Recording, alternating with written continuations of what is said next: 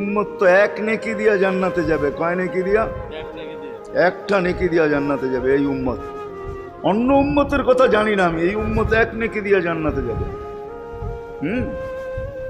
নবীর একটা আদর্শের কারণে জান্নাতে যাবে। সিরত মানি আদর্শ, আর এটা আমরা কদমে কদমে মুহতাজ।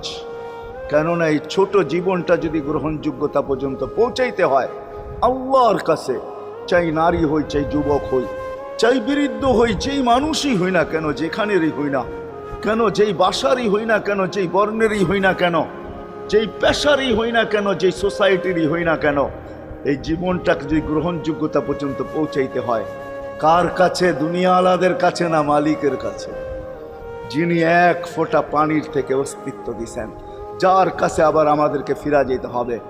পালানের কোনো সুযোগ নাই। এই জন্যই কোরআন আমাদেরকে বোঝায় আইনাল মাফার। আল্লাহ বলতেছে কোথায় ভাগবে তুমি, বলো কোথায় ভাগবে?